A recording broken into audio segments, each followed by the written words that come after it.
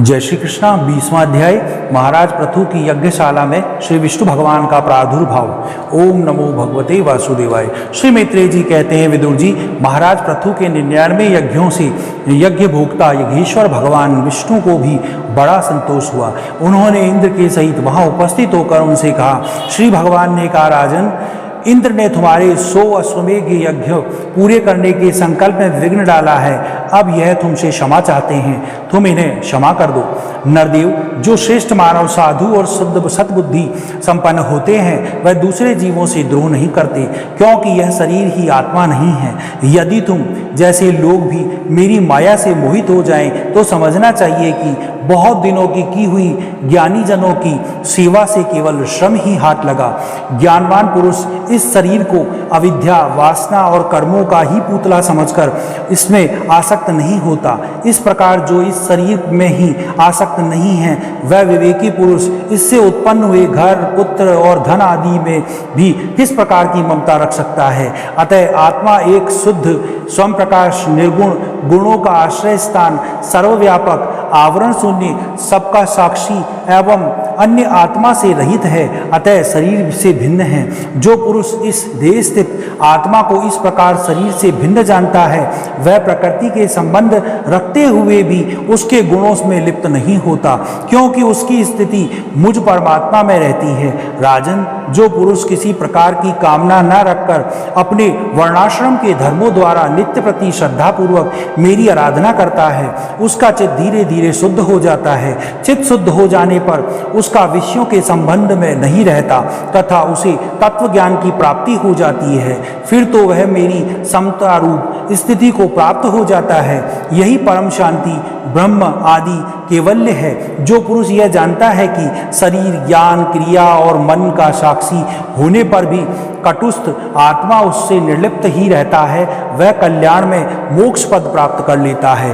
राजन, गुण प्रभा रूप आवागमन तो भूत, इंद्रिय, इंद्रियाभिमान, देवता और चिदाभास, इन सबकी समदृष्टि रूप परिच्छिन्न लिंग शरीर का ही हुआ करता है। इसका सर्वसाक्षी आत्मा से कोई संबंध नहीं है। मुझ में दृढ़ अनुराग रखने वाले बुद्धिमान पुरुष संपत्ति और विपत्ति प्राप्त होने पर कभी हर्ष, शोकादि विचारों या विकारों से वशीभूत नहीं होते। इसलिए वीरवर, तुम उत्तम, मध्यम और धम पुरुषों में समान भाव रखकर सुख दुख को भी एक सा समझो। मन और इंद्रियों को जीतकर मेरे ही द्वारा जुटाए हुए मंत्री आदि समस्त राजकीय पुरुषों की सहायता से संपूर्ण लोगों की रक्षा करो। राजा का कल्याण प्रजा पालन में ही है। इससे उसे परलोक में प्रजा का पुण्य का छठा भाग मिलता है। इसके विपरीत जो राजा प्रजा की रक्षा तो नहीं करता किंतु उससे कर वसूल करता रहता है, उसका सारा पुण्य तो प्रजा छीन लेती है और बदले में उसे प्रजा के पाप का ही भागी होना पड़ता है। ऐसा विचार कर यदि तुम श्रेष्ठ ब्राह्मणों की संपत्ति और पूर्व परंपरा से प्राप्त हुए धर्म को कुछ मुख्यतः अपना लो और कहीं भी आसक्त न रहकर इस पृथ्वी का न्यायपूर्वक पालन करते रहो तो सब लोग तुम्हें प्रेम करेंगे और कुछ ही दिनों में तुम्हें घर बैठे ही सनकादि सिद्धों का दर्शन होगा। राजन, तुम्हारे गुणों ने और स्वभाव ने मुझे और वश में कर लिया है। अब तुम्हें जो इच्छा हो मुझसे वह वर मांगो।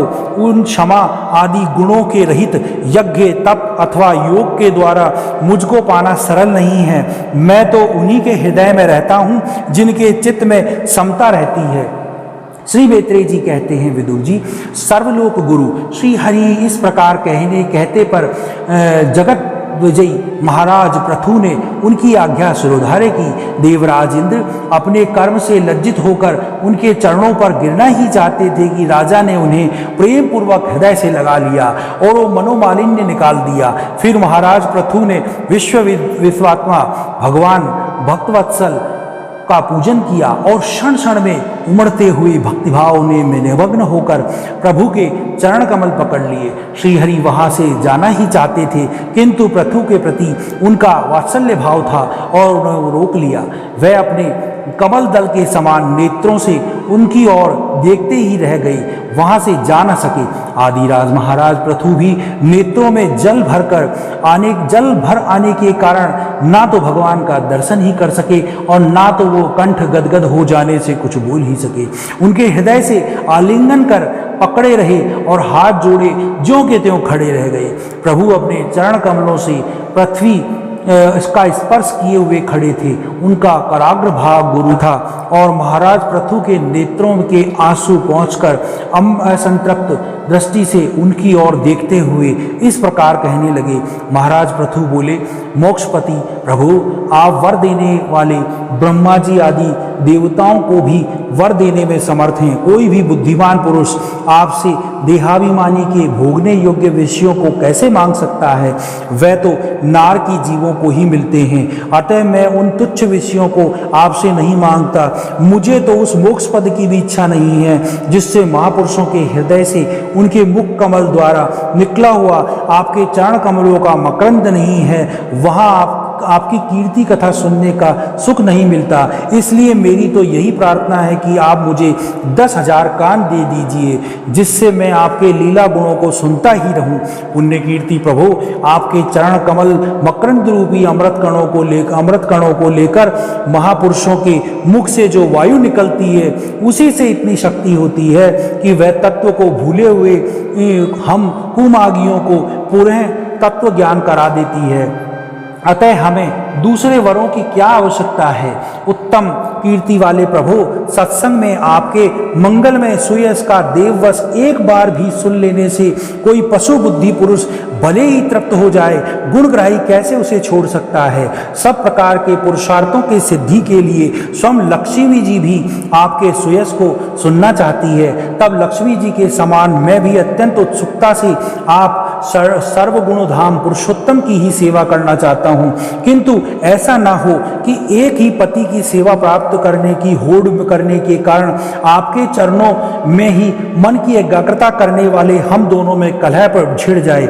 जगदीश्वर जगजननी लक्ष्मी जी के हृदय में मेरे प्रति विरोधाभाव होने की संभावना तो है ही, क्योंकि जिस आपके सेवा कार्य में उनका अनुराग है उसी के लिए मैं भी लालायित हूँ, किंतु आप दोनों पर दया करते हैं। उनके तुच्छ कर्मों को कुछ भी करके बहुत मानते हैं। इसलिए मुझे आशा है कि हमारे झगड़े में भी आप मेरा ही पक्ष लोगे। आप तो अपने स्वरूप में ही रमण करते हैं, आपको भला लक्ष्मी जी से क्या लेना है? इसी से निष्काम महानता ज्ञान हो जाने के बाद भी आपका भजन करते रहते हैं। आप में माया के कार्य अहंकार आदि का सर्वदा अभाव है। भगवान, मुझे तो आपके चरण कमलों का निरंतर चिंतन करने के लिए सिवा सत्पुरुषों का कोई और प्रयोजन ही नहीं जान पड़ता। मैं भी बिना किसी इच्छा के आपका भजन करना चाहता हूँ। आपने जो मुझसे कहा कि वर मांगो, सो आपकी इस वाणी को मैं संसार को मोह में डालने वाला ही मानता हूँ। यही क्या आपकी वेद रूपा वाणी ने भी जो जगत को बांध रखा है, यदि उस वेदवाणी रूप रस्सी से लोग बंधे न होते तो वह मोहवश सकाम कर्म क्यों करते? प्रभु, आपकी माया से ही मनुष्य अपने वास्तविक स्वरूप आपसे विमुख होकर अज्ञानवश अन्य स्त्री पुत्र आदि की इच्छा करता है। फिर भी जिस प्रकार पिता पुत्र की प्रार्थना की उपेक्षा न रखकर अपने आप ही पुत्र का कल्याण करता है, उसी प्रकार आप भी हमारी इच्छा की अपेक्षा न करके हमारा हित के लिए स्वयं ही प्रयत्न करें। श्री मैत्रेय जी कहते हैं, आदिराज पृथु के इस प्रकार स्तुति करने पर सर्वसाक्षी श्री हरि ने उससे कहा, राजन, तुम्हारी मुझ में भक्ति है। बड़े सौभाग्य की बात है कि तुम्हारा चित्त इस प्रकार मुझ में लगा हुआ है।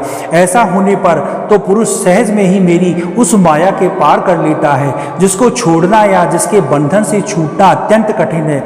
अब तुम सावधानी से मेरी आज्ञा की पालना करो और प्रजापालक नरेश, जो पुरुष मेरी आज्ञा का पालन करता है उसका सर्वत्र मंगल होता है। श्री मैत्रेय जी कहते हैं, विदुर जी, इस प्रकार भगवान ने राजश्री पृथु के सार्वगर्भित वचनों का आदर किया। फिर पृथु ने उनकी पूजा की और प्रभु उन पर सब प्रकार की कृपा कर वहां से चलने को तैयार हुए।